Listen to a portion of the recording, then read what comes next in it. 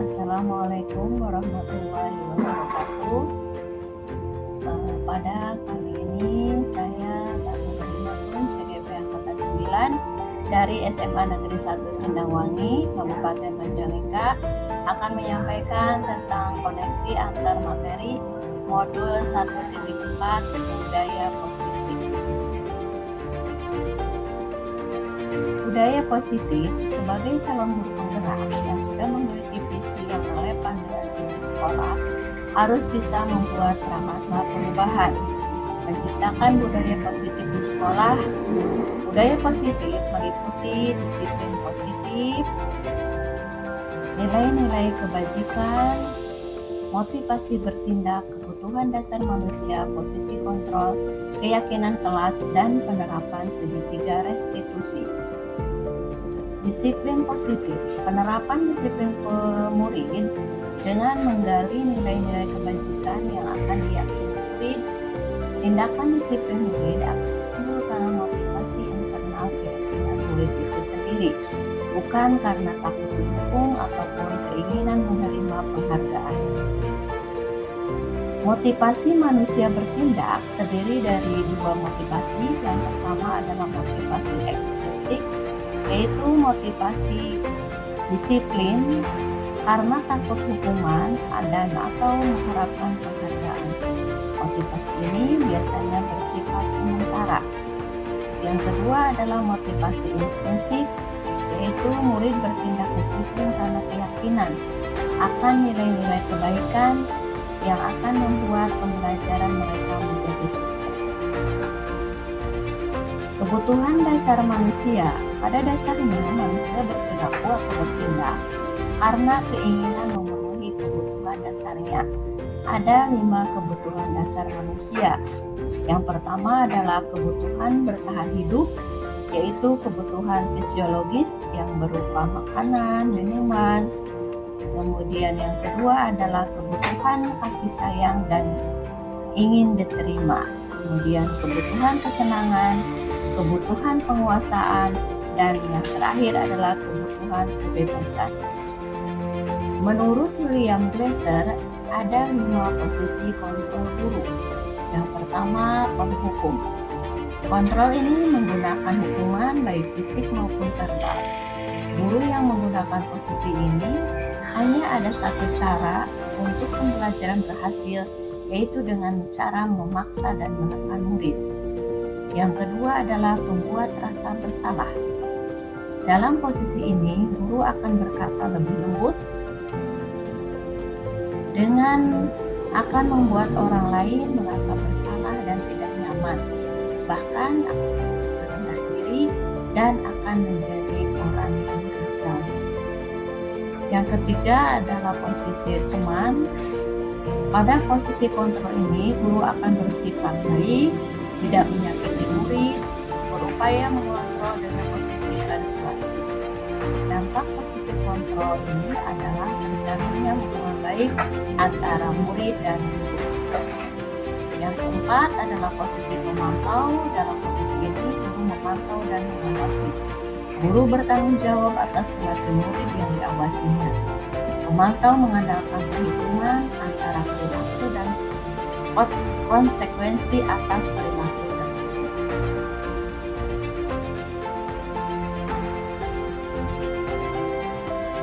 Yang kelima adalah posisi manajer. Pada posisi kontrol ini, guru berbuat bersama dengan murid, mempersilahkan murid untuk mempertanggungjawabkan perbuatannya, dan murid dengan mandiri akan mencari solusi permasalahannya. Seorang manajer sudah memiliki keterampilan sebagai teman dan pemantau. Posisi kontrol manajer menuntut murid untuk bertanggung jawab, merdeka, dan mandiri. Murid diajak untuk menganalisis kebutuhan dirinya dan orang lain. Murid dapat berkolaborasi dengan teman-temannya untuk memperbaiki kesalahan yang ada. Keyakinan kelas. Keyakinan kelas adalah nilai-nilai kebajikan yang diyakini murid mampu mengantarkan pada kesuksesan pembelajaran. Hal ini perlu dilakukan oleh guru pada awal semester untuk bertanya jawab dengan murid apa saja nilai kebajikan yang menjadi keyakinan bersama dalam mencapai kesuksesan pembelajaran di kelas. Penerapan segitiga restitusi. Yang pertama adalah menstabilkan identitas. Jika anak berbuat salah, maka ada kebutuhan dasar mereka yang tidak terpenuhi. Bagian dasar segitiga restitusi memiliki tujuan untuk mengubah orang yang gagal karena telah berbuat kesalahan menjadi orang yang sukses. Kita harus mampu meyakinkan mereka dengan mengatakan, tidak ada manusia yang sempurna. Saya juga pernah melakukan kesalahan seperti itu. Langkah yang kedua adalah validasi tindakan. Jika anak berbuat salah, maka ada kebutuhan dasar mereka yang tidak terpenuhi. Akan ada alasan mereka melakukan kesalahan. Pada bagian ini digali apa saja yang melatar belakangi tindakan salah mereka, dan dikuatkan dengan kata-kata wajar manusia berbuat salah, karena semua manusia pernah melakukan kesalahan. Yang keempat adalah keyakinan kelas. Penerapan segitiga restitusi yang terakhir adalah menanyakan keyakinan. Keyakinan kelas merupakan keyakinan pada nilai-nilai kebajikan yang diyakini dan disepakati akan membawa pada kebahagiaan dan kesuksesan pembelajaran. Murid melihat kesalahannya dan dihubungkan dengan nilai kebajikan yang diyakininya. Dengan kesepakatan kelas ini akan terbentuk motivasi intrinsik dalam diri murid.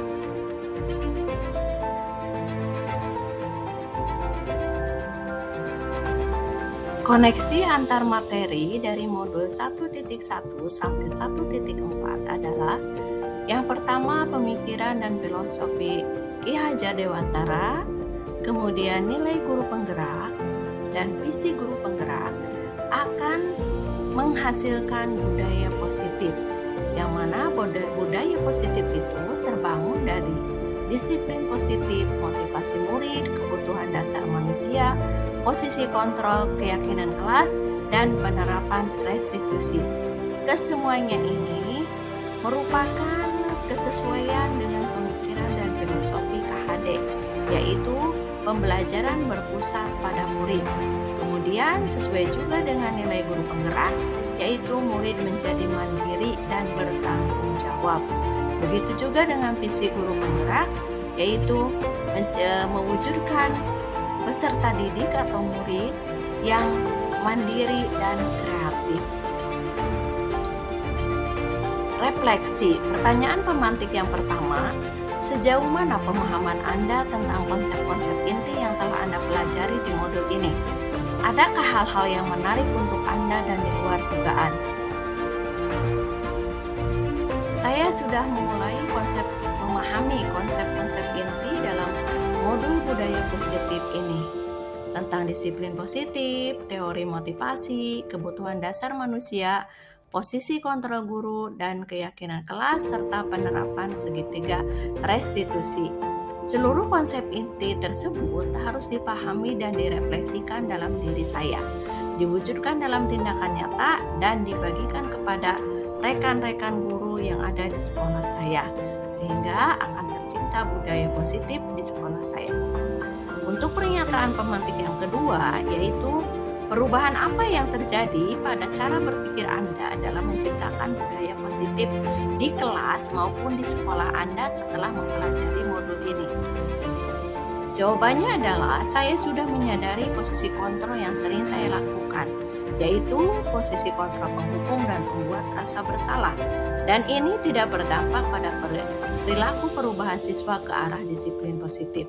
Perubahan yang saya lakukan yaitu saya mulai menerapkan kontrol manajer yang menuntun siswa untuk menyadari kesalahannya dan mencari solusi dari permasalahannya sendiri untuk menjadi lebih baik. Untuk pernyataan pemantik yang ketiga adalah pengalaman seperti apakah yang pernah Anda alami terkait dengan penerapan konsep-konsep inti dalam modul budaya positif, baik di lingkup kelas maupun di sekolah. Saya berdialog dengan murid yang sering terlambat datang ke sekolah, kemudian saya terapkan langkah-langkah restitusi yaitu menstabilkan identitas, memvalidasi tindakan yang salah, dan menanyakan keyakinan kelas. Pertanyaan pemantik yang keempat, bagaimana perasaan Anda ketika mengalami hal-hal tersebut? Perasaan saya semangat dan termotivasi untuk terus memperbaiki diri sesuai dengan nilai-nilai budaya positif yang ada di sekolah saya. Pertanyaan pemantik yang kelima, menurut Anda terkait pengalaman dalam penerapan konsep-konsep tersebut, hal apa sajakah yang sudah baik dan adakah yang perlu diperbaiki?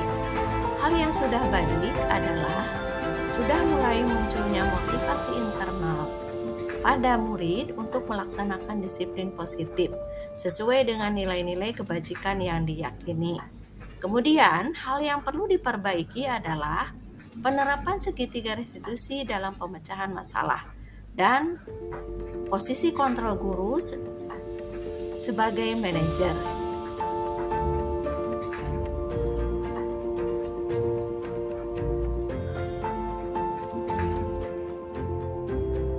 Pertanyaan pemantik yang keenam, sebelum mempelajari modul ini, ketika berinteraksi dengan murid, berdasarkan 5 posisi kontrol, posisi manakah yang paling sering Anda pakai, dan bagaimana perasaan Anda saat itu? Setelah mempelajari modul ini, posisi apa saja yang Anda pakai, dan bagaimana perasaan Anda sekarang? Apa perbedaannya? Sebelum saya mempelajari modul ini, posisi kontrol yang sering saya lakukan adalah memberi hukuman dan membuat rasa bersalah. Hal ini sering membuat saya merasa tidak adil dan merasa tidak tenang karena saya sudah menghukum murid saya. Setelah mempelajari modul ini, saya mulai melakukan posisi kontrol manajer yang menuntun siswa memecahkan masalahnya secara mandiri dan bertanggung jawab. Hal ini membuat hati saya tenang dan bahagia. Pertanyaan pemantik yang ketujuh, sebelum mempelajari modul ini, pernahkah Anda menerapkan segitiga restitusi ketika menghadapi permasalahan murid Anda? Jika iya, tahap mana yang Anda praktekkan dan bagaimana Anda mempraktekannya? Saya pernah melakukan penerapan segitiga restitusi, namun saya hanya melaksanakan 2 tahapan segitiga restitusi, yaitu langkah menstabilkan identitas dengan memberikan pernyataan semua manusia pernah melakukan kesalahan, dan langkah validasi tindakan yang salah dengan memberikan pemahaman kepada murid atas kesalahan yang mereka perbuat tanpa diakhiri dengan keyakinan kelas dan solusi apa atau perbuatan apa yang akan dilakukan oleh murid untuk memperbaiki kesalahannya. Pertanyaan pemantik yang ke-8, selain konsep-konsep yang disampaikan dalam modul ini, adakah hal-hal lain yang menurut Anda penting untuk dipelajari dalam proses menciptakan budaya positif, baik di lingkungan kelas maupun di sekolah? Hal penting yang dipelajari dalam proses menciptakan budaya positif adalah kolaborasi antara siswa dengan orang tua murid. Agar budaya positif ini jangan hanya dilakukan di sekolah saja ataupun di kelas, namun juga bisa dilakukan di rumah dan lingkungan masyarakat agar menjadi suatu kebiasaan atau karakter saat berada di lingkungan sekolah maupun di lingkungan di luar sekolah. Terima kasih, semoga bermanfaat.